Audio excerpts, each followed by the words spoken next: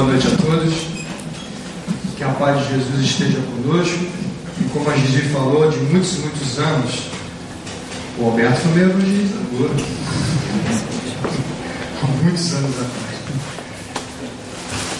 Boa noite. Na noite de hoje, eu estou substituindo o palestrante que não pôde estar aqui conosco. Então, espero que possa substituí-lo à altura. Como coordenador de grupos de estudo da casa, e foi algo que eu sempre busquei desde que eu cheguei aqui, há 22 anos atrás, em que eu vim para a casa espírita não pela dor, eu vim para a casa espírita para conhecer. E uma das frases que sempre me fascinou desde quando eu era pequeno, quando Jesus disse: conhecereis a verdade e a verdade vos libertará. E eu sempre procurei a verdade. Desde pequeno eu sempre fui um questionador das coisas, e por isso eu tinha muita dificuldade em conviver em família e com as pessoas, porque eu sempre ficava querendo saber as coisas. E normalmente as pessoas não tinham o conhecimento necessário para me esclarecer a respeito dos problemas. Quando o raio, um trovão, fazia aquele barulho, eu perguntava para minha mãe: o que é isso? Ela: Deus está aborrecido com você. Olha que legal, né? Eu ficar quietinho porque Deus estava com bronca de mim. E depois descobri que não era nada disso. Então, um dos motivos de estar na casa espírita é justamente conhecer essas coisas, conhecer o que é a lei divina, conhecer tudo aquilo que Jesus, embora nós saibamos que muitas das coisas ficaram a nível simbólico, a verdade está ali. E não é à toa que nós aqui da casa, junto com a presidência, sempre buscamos o estudo, um grupo de estudos, que faz parte de um dos alicerces da casa. Até porque os Espíritos disseram para nós, para nos amar e nos instruir. Sem essas duas coisas, o ser humano fica em desequilíbrio. A razão e a emoção precisam ser trabalhadas constantemente. Por que eu estou dizendo isso?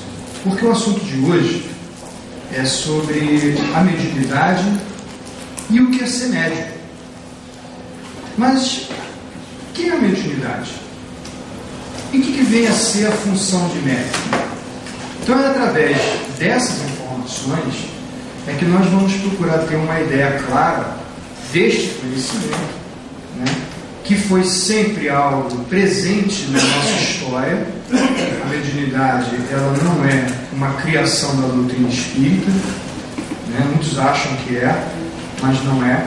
Ela sempre existiu em todos os momentos da nossa história. A mediunidade está ali relatada no Novo e no Antigo Testamento, em diferentes seitas ou religiões, colocando esse intercâmbio entre o ser encarnado e o ser desencarnado. E é esse processo dessa comunicação se dá em diferentes maneiras, em diferentes formas, a nível de efeitos físicos, que são médios que doam a sua energia, o ectoplasma, para que um efeito possa aparecer materialmente, como as mesas que flutuavam, os tiques, as materializações, de modo geral, e os efeitos inteligentes, ou seja, aqueles em que os espíritos atuam diretamente no psiquismo do médium. E aí nós temos a psicografia, a psicofonia, a evidência, a audiência e tantos outros aí. Tudo isso está ao nosso alcance. É só nós conhecermos, é só nós estudarmos. Foi por isso que um dos objetivos maiores de Jesus a respeito do processo mediúnico é que na época dele, onde ele, através da convivência com as pessoas, demonstrava claramente esse intercâmbio do mundo espiritual com o mundo material. E se nós nos recordarmos de determinadas situações em que Jesus não só conversava com o ser encarnado, mas também com aquele que estava desencarnado. E aí a gente tem vários fatos dos endemoniados, se recordam disso, que ele conversa e os expulsa, essas coisas de expulsar é um pouco muito das traduções, mas na verdade Jesus conversava com a pessoa e com aquele ser que estava prejudicando, ou com outros seres que estavam à sua volta, que muitas das vezes não foram relatados ou foram suprimidos no decorrer do tempo.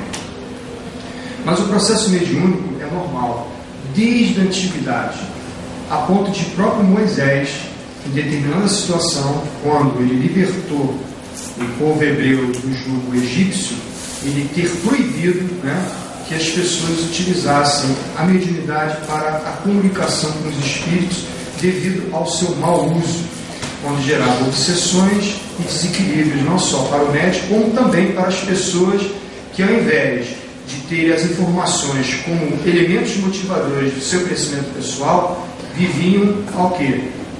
Em função do que o espírito iria dizer para você: faça isso, faça aquilo, não é isso? Procure fazer dessa forma ou de outra. Então isso estava gerando muitas dificuldades, muitos problemas, e também, como o próprio Moisés era um administrador, isso estava criando inúmeras dificuldades no seu dia a dia. A mediunidade. A mediunidade, ela é algo natural nosso. Ela não é algo sobrenatural. Isso os espíritos nos informaram, há algum tempo atrás, e isso foi publicado no livro dos Médiuns. Então vocês observem que todo o processo da mediunidade existente na nossa história, ele sempre esteve presente no nosso dia a dia. Mas você não encontra, ou pelo menos você não tem acesso a informações mais detalhadas do tipo de fenômeno, do tipo de função de cada processo mediúnico que é inerente a você.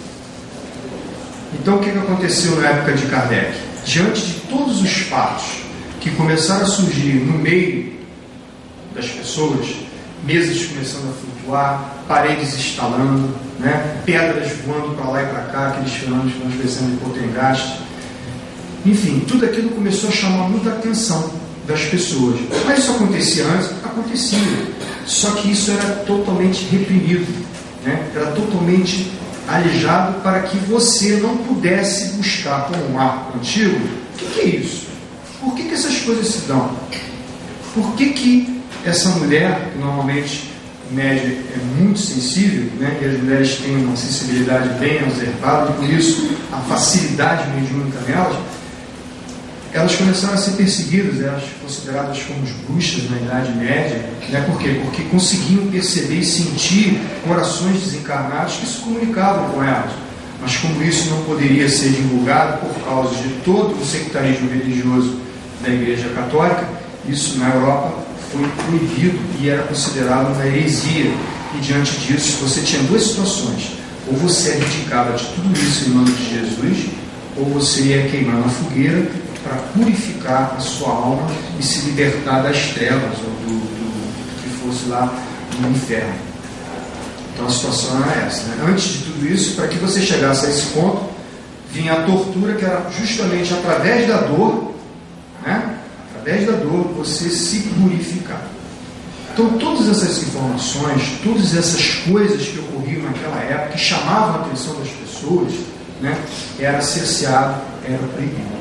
Mas, como Jesus tem total e absoluto controle de todas as coisas sobre nós, e sabe também da nossa capacidade de aprendizado e a nossa imaturidade, que provém da falta de experiência ou de coragem em querer aprender as coisas, ele permite que reencarnem, logo após esse período de 1400 em diante, espíritos elevados em diferentes categorias. Então aí nós temos na história chamado o Renascimento, a Renascência, renascimento do homem. O homem voltou a pensar, o homem voltou a conhecer, a ter a oportunidade de questionar e querer saber tudo à sua volta.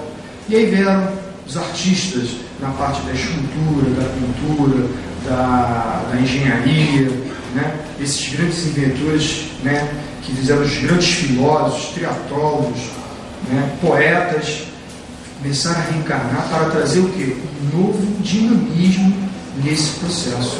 E aí a gente pode citar vários exemplos: Leonardo da Vinci, Miguel Ângelo, Miguel Cervantes, na parte de Voltaire, Rousseau. A gente tem uma gama né, de espíritos altamente elevados, dentro das suas características, são elevados nessas características, não necessariamente evoluídos a ponto de serem espíritos sublimes. Não, porque também eles trazem as suas dificuldades. Mas naquilo que eles já conquistaram, como conhecimento ou de sentimento, eles nos ajudaram a renascer. Né? A renascer, a pensar novamente. E diante de tudo isso, desse processo de renascimento, obviamente que as pessoas começaram o quê? A pesquisar, a conhecer. E os fenômenos mediúnicos continuaram, como continuavam anteriormente. Só que agora tinha uma característica diferente. O que é isso? Por que fulano, de repente, muda a voz? Por que ele consegue escrever numa língua diferente daquela em que ele é natural? Como é que pode aparecer escritas na parede, ou as coisas escritas de trás para frente? Né? Como é que pode aparecer determinados objetos em lugares pequenos e objetos, né, enormes? Como conseguiu atravessar tudo isso? Da mesma maneira que o homem começou a questionar os elementos da natureza e as coisas à sua volta, ele também começou a questionar o ser humano. Quem é esse ser que produz essas coisas? E aí os cientistas entraram no lado do magnetismo, né, o médium e tantos outros, que começaram a estudar a capacidade energética do homem. O homem utilizando a sua energia para movimentar objetos, para magnetizar objetos, né, enfim, uma série de coisas que começaram a experimentar.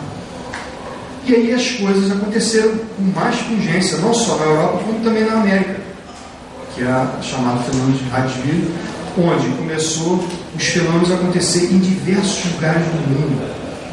Ou seja, para que um homem pudesse sair não só do aspecto material, mas começasse a visar também o espiritual.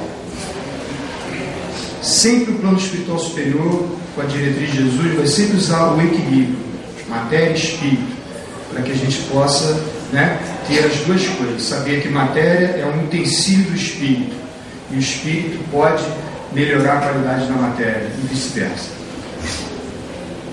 E aí, nesse processo, nessas coisas acontecendo, os cientistas se interessando, de pessoas da sociedade fazendo aquelas reuniões, né, para poder entender o que é aquele processo, né, que é a mediunidade, Kardec também se sentiu sensibilizado por isso, como também um cientista dentro do seu parâmetro, né, começou também a participar, a visitar essas sessões, e curioso começou a questionar. E aí ele percebeu, né, isso o Alberto já falou aqui várias vezes, ele percebeu que existiam muitas informações a respeito de todos esses fenômenos espalhados por diversos lugares. Diversas questões tinham sido elaboradas, mas estava muito desorganizado. Então, coube a ele, pelo interesse dele, de entender todo esse processo, que é organizar esse processo, né? Esse é o codificador, para que pudesse trazer uma lógica racional em cima de todas aquelas informações e buscando informações adicionais a respeito dos fenômenos que estavam acontecendo. E aí publica-se o Livro dos Espíritos, né? E posteriormente, bem mais adiante, o Livro dos Médiuns. Então, pela primeira vez, diante de tantos séculos, tivemos a oportunidade de termos um livro, né, um compêndio que vem dizer o que é um médium psicólogo, o que é mediunidade, o que é animismo, o que é uma série de coisas que nós desconhecíamos ou conhecemos no nosso dia a dia, né, mas não sabemos como funciona, de que maneira, quem é médium, quem não é. Então está tudo aqui nesse livro, para nós estudarmos, para nós aprendermos e para nós vivermos. Lá se encontra tudo que a gente necessita. É um livro difícil de ler? É, porque ele exige participação. Pessoas, grupos estudando juntos. Jesus falou uma coisa muito interessante: onde existirem mais de dois, aí eu estarei presente. O conhecimento solitário é importante, mas compartilhar e aprender com o outro o conhecimento é melhor ainda. Então, grupo de estudo, e aí a Sociedade Parisiense se reúne, estuda, traz novas informações, publica-se a revista espírita, trazendo mais informações dos espíritos, nos mostrando coisas que nós até então desconhecíamos. E aí os fenômenos, eles se multiplica, né? A ponto de cientistas ficarem perturbados, né? Como pode uma pessoa, você colocar dentro, por exemplo, um cofre, né? Um papel lá dentro, um lápis, sem nada escrito, e de repente quando você abre o cofre depois, está lá escrito, está ditado uma carta, um conteúdo ali dentro. Como isso não dá? Se o homem ainda estava engateando, entendendo as leis físicas, imagine as leis diferentes daquela que ele não consegue ver e sentir. Mas tudo foi feito de acordo com o nosso entendimento. Essas informações, elas foram de forma primária, no sentido de a gente começar, que nem criança que está aprendendo a beabá, a entender essas leis, né, que estão fora de nós, que hoje a ciência já está começando, né, a ratificar aquilo que em 1850 e pouco já começou a engatinhar. Então tudo é um processo em que as pessoas vão aprendendo tudo isso. Então, diante de todas essas coisas, o que a mediunidade então tem a ver com a doutrina espírita? É justamente aí que vai entrar o aspecto moral do processo. Primeiro nós falamos só do conhecimento, do que eu posso aprender, né, viver e sentir aquele conhecimento. E a aplicação de tudo isso? Como se dá? Ora, mediunidade faz parte do processo humano. Né? Todos nós somos médios. Só que não somos médios ostensivos. Isso faz parte de cada um de nós. Todos nós temos sensibilidade. Só que nem necessariamente, né, você vai ter um processo mediúnico aflorado. Mas você tem sensibilidade. Você sente alguma coisa, você percebe alguma coisa, mas não consegue, como médium, definir aquilo que está sendo passado a ele em pensamento, ou alguém aparecendo visualmente para ele, em diferentes características. Mas todos nós somos. No entanto, não temos isso de forma ostensiva. Isso tem um motivo. Se a gente se recordar do Darth Vader, né, quem lembra de Guerra nas Estrelas? Né, você lembra? Você não gosta, pequenininho já gosta. Viu? O que o Darth Vader faz? Que ele adora fazer? Lembra? Apertar o pescoço das pessoas só fazendo assim com a mão? Pois é, que maravilha, né? Quantos de nós, se tivéssemos esse poder, né, fariam, né? Muita gente já pensou aí, né? Quantos inimigos nós eliminaríamos, né? Quantas pessoas a gente ia dar uma liçãozinha, né? São poderes que nós possuímos, porém, não está acessível ao nosso uso. Somente alguns têm, justamente só para dizer assim, ó, vocês têm poder, tá? Mas não é para ser utilizado agora. Por quê? Porque moralmente vocês ainda não estão aptos emocionalmente a poder utilizá-los adequadamente. E aí, se nós, nessa existência, já reparamos os nossos erros do passado, a gente repara mais erros do que evolui, né? Porque o objetivo da reencarnação é a evolução. Mas só que a gente é tão preso à nossa ignorância, né, à repetição dos erros, que a gente acaba reencarnando, reparando o que a gente já deveria ter ultrapassado. Então, se nós nesse processo já temos inúmeras dificuldades, vocês imaginem com outros poderes à nossa disposição. Então a sabedoria divina, né, que nem quando você fala para a criança, não, você não pode fazer isso aqui agora. Quando você tiver mais idade, aí sim você vai poder fazê-lo. Não é isso que a gente fala para os nossos filhos?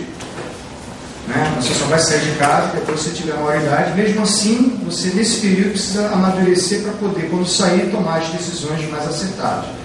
Da mesma forma conosco, não podemos receber algo além do que a nossa maturidade permite. Né? Então esses poderes vão ficar aqui latentes, aguardando o momento certo, a hora certa de desabrochar. Então no processo da mediunidade, né, por não, né, ser ostensivo, isso é uma vantagem para muitos de nós. Vocês imaginem se todos nós tivéssemos esse processo mediúnico aflorado de ver espírito. Né? Nós vamos ver uma pessoa que de repente você não sabe se é um encarnado ou se é um desencarnado. Daqui a pouco está falando com a pessoa daqui a pouco desaparece. Ou de repente você vê uma pessoa numa situação bem ruim, dizendo assim, eu vou te pegar, tá? E aí você fica assustado, desesperado. né? Ou então, quem se lembra do Ghost? Lembra do filme Ghost? Lembra quando o rapaz que desencarnou convenceu aquela médium a fazer o que ele queria? Você se lembra? O que ele fez? Ficou cantando no ouvido dela, só que a música ele canta muito mal. Imagina tu cantando no teu ouvido, faz isso, faz aquilo, ia ser desesperador, né? Então ia ficar complicado. É uma vantagem. Mas quem é médio tem outra vantagem. Muitas vantagens. Porque ao nós reencarnarmos, diante de muitos compromissos negativos do nosso passado, a mediunidade, não necessariamente todo médium passa por esse processo, tá? Muitos vêm com a missão, como o próprio Chico, né, Divaldo, tantos outros, para trazer a informação que nós vamos falar mais adiante. Mas a maioria vem num processo reparatório. Que processo é esse? Aí eu tenho uma amiga que não está aqui hoje, e nós estávamos fazendo um cálculo. Isso que me ensinou esse cálculo aqui foi o senhor aderiu uma vez. No final do ano a gente sempre faz uma variação de mais ou menos quantos irmãos na reunião de obsessão, que é de esclarecimento, a gente atende. E aí eu estava brincando com essa média e disse assim: já pensou, você que no passado fez tanta coisa, né, desvirtuou tanta gente, como no meu caso também, né, e está tendo a oportunidade agora de fazer o caminho de volta, olha como a sua mediunidade é importante para você. Ela não, Marco, eu vi os espíritos, eles perturbam, não deixa eu dormir, de madrugada eu acordo, não deixa aquele espírito assim na minha frente, eu saio correndo, vou no banheiro, perturbo o tempo inteiro. Falei, mas vamos ver do lado positivo. Você imagina quantos espíritos você atende numa quarta-feira? Normalmente 2, né? Se a gente for multiplicar isso pelo dia do mês, vamos dizer, 8 espíritos por mês, se ficar até o final do ano, dá o quê? Dá 16, dá quase 100 espíritos que você vai atender mais ou menos um ano. 100 pessoas que você vai permitir, primeiro, entrar em contato com o psiquismo dele. Ou seja, o que ele sente e o que ele pensa. Diferente daquele que está esclarecendo, que só ouve, né? Ou daquele que está na assistência. Mas você sente e sabe o que ele pensa. Você vê a história dele. Você conhece os motivos pelos quais ele está sofrendo. E detalhe, você está aprendendo tudo isso sem precisar passar pelo que ele passou. Ele está te dando, né, uma informação, uma experiência para que você, um dia, se tiver alguma coisa semelhante, você já sabe qual é a consequência se tomar a atitude dele. Olha que vantagem que você tem. Ela falou, não tinha pensado nisso. Né? E detalhe, você está dando o seu psiquismo, a sua emoção, o quê? Consolo. Você está dando a ele a esperança. Porque ele sendo um desencarnado, né, no plano espiritual, ele percebe que continua vivo através de você, né, porque você está no corpo, ele não está mais, mas ele está vivo como você, e de mostrar para ele que aqui, na Terra, dos encarnados, a gente já conhece o plano espiritual, que muitas das vezes ele desencarnado, quando estava encarnado, não sabia, só para saber quando estava lá do outro lado. Você dá esperança para ele, dele poder, no plano espiritual, numa comanda espiritual, num posto de socorro espiritual, se regenerar, né, fazer uma reavaliação, ter um novo aprendizado, ter novas experiências e ter a coragem de poder reencarnar, sabendo que aqui na Terra, no futuro, ele vai poder também conhecer a doutrina espírita, ou saber que existe um mundo espiritual que vai facilitar a sua vida aqui na Terra, porque ele sabe quem ele é, o que ele está fazendo aqui e para onde ele vai. Que é que boa parte de muitas pessoas não tem nem noção dessas coisas. Não sabe o que está fazendo aqui, não sabe para onde vai, e aí entra numa música, né, aquela música da Salvadinha, deixa a vida me levar e vamos embora. Né? Então eu falei para ela, Eli, olha a vantagem que você está tendo. Você está consolando, você está dando esperança, e você não está precisando ser nenhuma santa para poder fazer isso. Eu até falei o nome do médico. Então, esse que é o objetivo, de você chegar e ajudar aquele coração. E ela falou, poxa, mas isso é legal. E eu falei, vamos fazer um cálculo maior ainda? Ela, como? 100 pessoas, você ajudando um ano. Se você botar os agregados, né? Os agregados, porque todos os encarnados têm o seu companheiro, o seu amigo, né? O parente, o que for, também ali para socorrer no plano espiritual.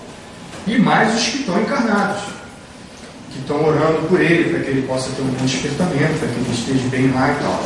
Então, se você pegar os agregados daqui da matéria, vamos dizer que a gente bota uns 3 aí, então já vou para 300. 300 num ano. Já pensou você com 30 anos de trabalho? 30, 40 anos? Passa rapidinho, né? Eu já estou há 22 anos aqui. Passa rapidinho. Quantos seres você vai ajudar numa só vida, né? Enquanto se você tivesse uma vida normal, como qualquer um, digamos assim, você ia ajudar essa quantidade de pessoas? Ela não.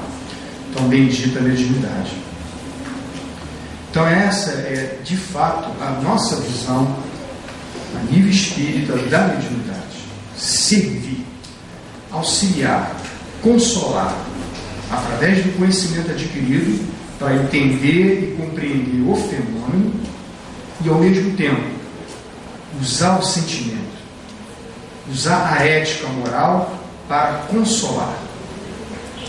Jesus nos ensinou uma coisa muito importante, que nunca devemos julgar, né? Isso aí, em diversas ocasiões, no Sermão da Montanha, em conversas que ele tinha com os apóstolos ou com os discípulos mais próximos, ele sempre colocava essa questão, né? Não julgueis para não serem julgados, né? O outro perguntou lá, você fica vendo o cisco no olho do teu irmão e você não vê a trave que está nos seus olhos, né? Então a gente tem essa mania, né? O outro é que é o culpado, o outro é que fez errado, o mundo é contra mim e eu sou perfeito, eu sou justo, né? Então eu posso fazer tudo. É o egoísmo e o orgulho.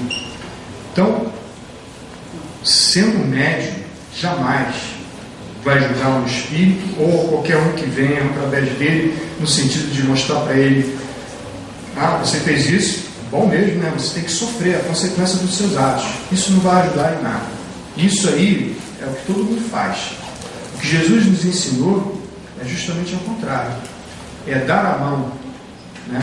E consolar, dar esperança, ajudar. E ele dizer isso: eu sei de todos os seus erros, quando as mulheres vinham até ele, ou os homens, eu sei de todos os seus erros. E não falava isso na frente de ninguém. E a pessoa sabia dos seus erros. Vá e não erre mais, para que não te aconteça coisa pior. Então, se a pessoa tomou consciência do seu processo e sabe que é tão imperfeito como qualquer outro, cabe a ela se modificar, tirar a trave dos seus olhos, para que ela possa crescer, amadurecer como pessoa. E aí sim, ao invés de ela tirar sinalizar o cisco do olho do irmão, mostrar para o irmão, com o exemplo dela, o que ele deveria fazer. Compreensão, tolerância, amor. Esses são requisitos básicos de todo médium espírita. Por quê? Porque se a gente se recordar também daquele filme do Chico, né? Mas isso está em vários livros, quais foram as 3 regrinhas básicas que Emmanuel falou ao Chico quando ele começou a iniciar o trabalho da mediunidade? Disciplina, disciplina e disciplina, né? Então, como o Eduardo falou aqui, quando Jesus perguntou a Pedro: tu me amas? Perguntou ele 3 vezes, né? Na terceira, Pedro já estava meio já na dúvida, né? Meio assim. Então, Emmanuel, disciplina, disciplina, disciplina. Significa que mediunidade é disciplina constante. Poucos os têm. E quando tem, é no sentido reparatório. Quando tem, é no sentido missionário.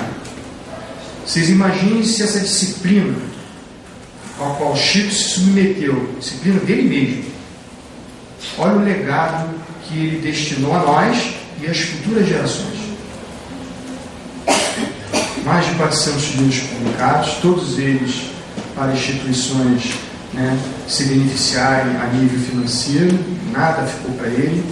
Então a postura do médium espírita é a postura do Chico Xavier, de uma moral elevada, porque a conquistou, venceu todas as dificuldades interiores, porque a mediunidade ainda tem outro problema: a exacerbação de que? Da vaidade. Eu sou médium. todos vêm até mim.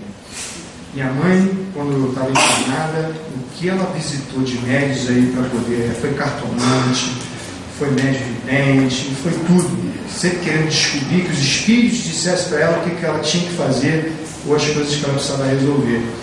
E dava um valor enorme para essas pessoas, não só ela, porque tinha filas para poder serem atendidas, e era cobrado, né? Então o médium, se não tiver essa disciplina dele mesmo, com certeza a vaidade vai tomar conta dele. E é o que a gente observa, né?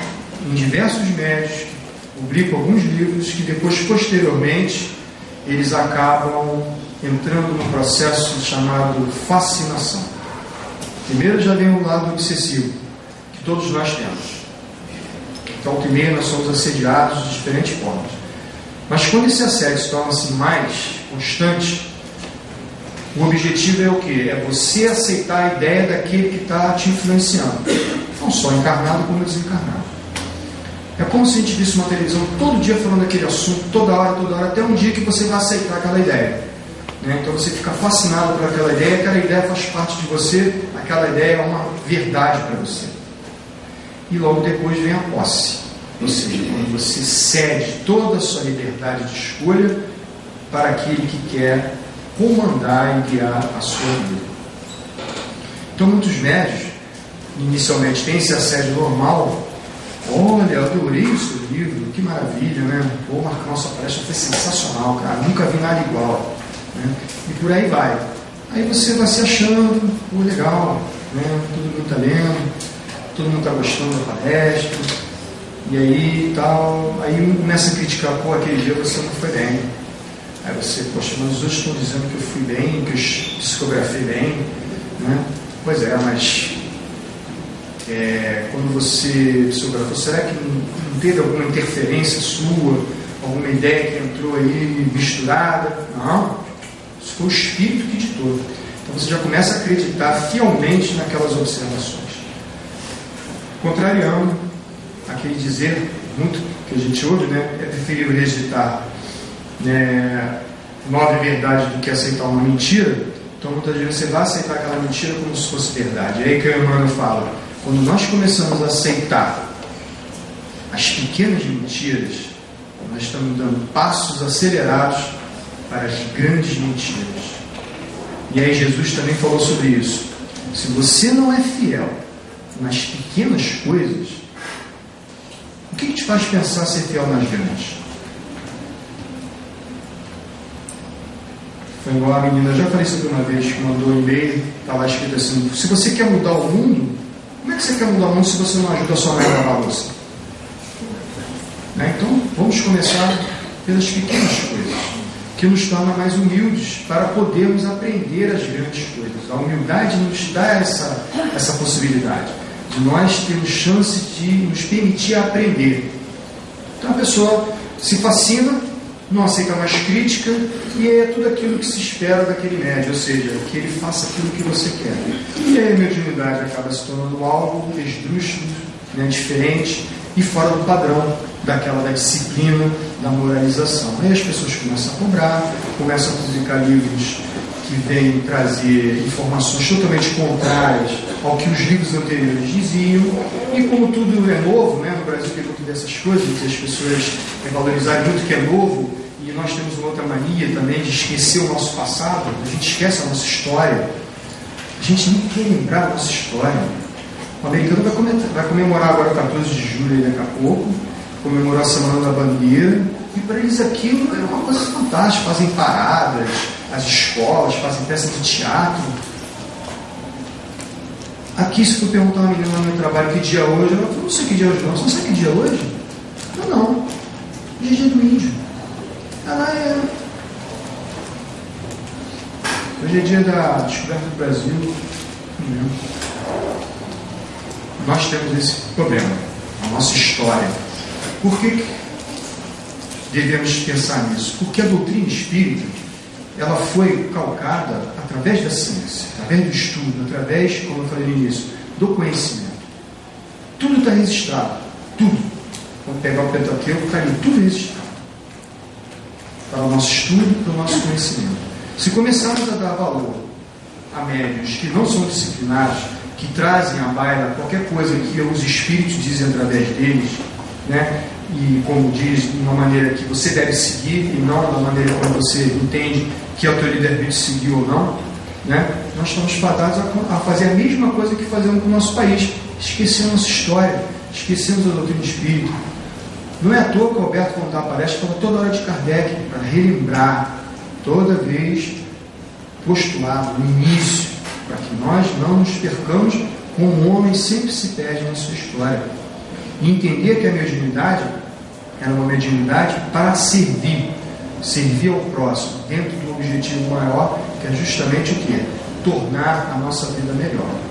E aí, tornando a nossa vida melhor, trazendo informações do plano superior a respeito de como, né, seria bom nós nos amarmos, de como seria bom nós nos compreendermos, como seria bom nós tornarmos a nossa vida feliz, né? Está tudo escrito lá. Nosso lar é um compêndio do homem da terra. André Luiz é a representação. Aqui é a história de cada um de nós. E o final da história não é bonito? O vilão ganha? Não. O vilão nunca ganha. Porque o bem sempre vai entrar. Onde há trevas, a luz vai clarear. Isso é fato físico. A escuridão existe, acendeu a luz, acabou a escuridão. O mal nunca vai vencer.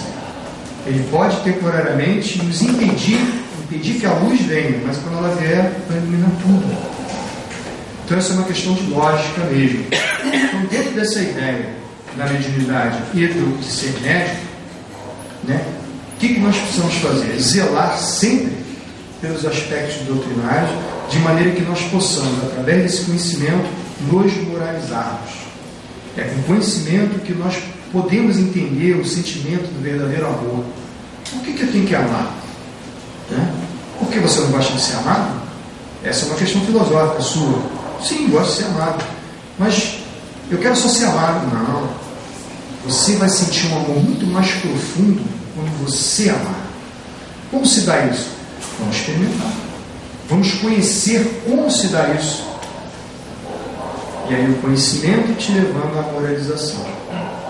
Essa é a ideia, esse é o processo. A nossa casa, ela está aberta para todos nós a respeito desse conhecimento, dessa prática mediúnica. Nossa casa possui trabalhos mediúnicos, né, como a reunião de esclarecimento, que é uma reunião fechada para aqueles que ainda não conhecem ou não têm a oportunidade de conhecer, mas que podem através do estudo e do trabalho que a pessoa se engaja. Porque não é só você querer buscar aquela curiosidade do processo, mas sim procurar entendê-lo antes. Então precisa se estudar. Mas precisa-se ter a prática, para que você possa desenvolver o seu lado emocional, sentimental. Conhecimento e sentimento sempre trabalhando juntos. O caso oferece, né, inúmeros trabalhos a nível de sentimento. Tem o nosso amigo Ricardo que está ali, todo sábado domingo que ele vem está servindo a sopa. A sopa, uma coisa bem simples, né? Pegar um pratinho de sopa e servir para o outro. Pergunte depois para ele qual é a satisfação que ele tem em fazer isso. O que ele sente quando ele serve uma sopa que sai dentro do coração dele. Só experimentando, só conhecendo. Então a casa permite todo esse trabalho. Essa casa, ela representa, como tantas outras, as casas do caminho da época de Jesus. Quando Jesus pregava, sempre deixava núcleos, ou posteriormente os apóstolos repetindo o que Jesus fazia, deixando inúmeros núcleos de atendimento aos necessitados, àqueles que precisavam, não só de pessoas desde rendas altas até os mais pobres, os mais miseráveis. Estava lá, porque era o coração que mandava na razão, e a razão mostrando para eles: quem entendeu o Evangelho é assim. Você quer experimentar? É assim. E a casa permite isso. Esse exercício. Então, gente, aproveitem.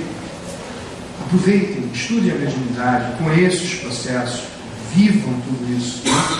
Nós, daqui a um pouquinho, dia 4 de julho, nós vamos iniciar mais uma tarefa.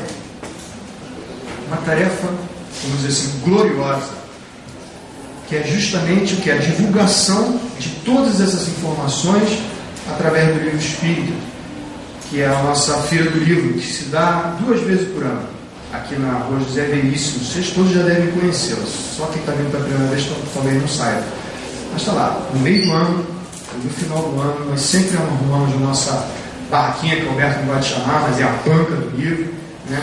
Nós arrumamos, estamos lá no período de 1 mês, no final do ano a gente fica um pouco mais, por causa do Natal, e está ali. Qual é o objetivo? Vender livro? Não, isso é consequência. O objetivo é divulgar as informações que aqueles livros contêm, não menosprezando as outras religiões, pelo contrário, todos somos irmãos, cada um vai entender do jeito que precisa entender, mas aquele que estiver buscando consolo, olha a grande oportunidade que nós estamos tendo de consolar. É uma mãe que vem desesperada, né, que o filho desencarnou repentinamente, ela perdeu todo o seu alicerce, está desequilibrada emocionalmente, aí vem o companheiro, ela vai no cantinho, senta lá na cadeira, serve um pouquinho d'água e começa a conversar, começa a dizer para ela: mas você sabia que ninguém morre? Como não? Meu filho morreu. Sim, o corpo dele morreu, mas ele, ser espiritual, está vivo. Mas como é que se dá isso? Fora o conhecimento. Aí você vai: por causa disso. Então ele está vivo? Tá. E se você continuar desse jeito, você vai estar ajudando ele lá onde ele está? Ela: não. Então, o que a gente tem que fazer então? Orar por ele, você ficar bem, e aí você vai consolando e esclarecendo. E aquela pessoa, por consequência, vai querer descobrir mais sobre isso. Aí vai adquirir um livro, por indicação nossa. Olha, lê esse livro é ideal para você, para quem está começando, né? E aí a pessoa vai ler e volta, daqui a pouco ela pega um papelzinho, vem aqui na casa espírita, e aí começa também a se sensibilizar com as pessoas, vai reencontrando amigos que não conhecia há muito tempo atrás, e vai ficando, vai trabalhando, vai crescendo, e o filho dela está lá feliz da vida do outro lado, porque também foi amparado através das vibrações dela e dos irmãos que estão socorrendo. Olha o encadeamento das coisas. Mas a gente só vai ter essa experiência se a gente estiver lá. É claro que todos nós aqui não vamos poder estar lá, porque muitos de nós estão trabalhando o dia inteiro. Mas se alguém tiver a disponibilidade de querer participar, né, funciona de segunda a sábado, é só procurar Eladir ou Roberto, nós temos as escalas, e essa escala pode ser do jeito que você quiser, de manhã ou de tarde, sábado de manhã, sábado à tarde, segunda, o que tiver disponível. Se não tiver a disponibilidade, vai visitar, vai lá, fica uns 10 minutinhos, só para sentir o clima, né? Isso nós estamos falando de encarnados. E os desencarnados? Quantos desencarnados, meus irmãos? A gente sabe isso através das reuniões que nós temos aqui. Além de estar extremamente revoltados por nós estarmos ali, esclarecendo as pessoas e os espíritos superiores ali, resgatando irmãos desencarnados em desequilíbrio, revoltadíssimos. Mas também porque eles são tão ignorantes, porque também não conhecem. E aí começam a conhecer através do nosso exemplo e através do trabalho espiritual superior. E aí ele se renova, se modifica e reencontra o caminho da evolução dele. E outros desencarnados que estão perdidos, né, porque não sabem o que aconteceu com eles, e ali recebem a orientação e o consolo. Então nós trabalhamos os dois lados, o material e o espiritual. Onde que nós vamos ter uma chance dessa? Só lá e aqui. Então aproveitem, né? Como diz Jesus, nós somos os trabalhadores da última hora. Então é o momento nosso de nós fazermos a nossa parte. Se eu puder só colocar um tijolinho no muro, que bom, aquele tijolo vai ficar marcado por toda a eternidade. Vou olhar assim para aquele tijolo, ele é meu, né? Tem gente que vai botar 2, 3 tijolos, 4, como diz cada um com seus talentos, né? Mas o meu vai estar ali. Então eu vou ser o senhor do meu destino, e o mérito também é meu. Isso não é orgulho, é satisfação de que eu consegui vencer a mim mesmo, fazendo desabrochar todo o potencial que Jesus e os irmãos maiores esperam que cada um de nós façamos no nosso dia a dia. Se nós temos raiva, ressentimentos, ódios, nós também temos amor, temos compreensão, tolerância, temos tudo isso. É só aplicar. E a Casa Espírita nos dá a chance de aplicarmos tudo isso, de conhecer e de aplicar no nosso dia a dia. Então, meu irmão, aproveitem, né? Sigam esse caminho, porque no final de tudo, o maior beneficiário de tudo isso é cada um de vocês. Muita paz a todos.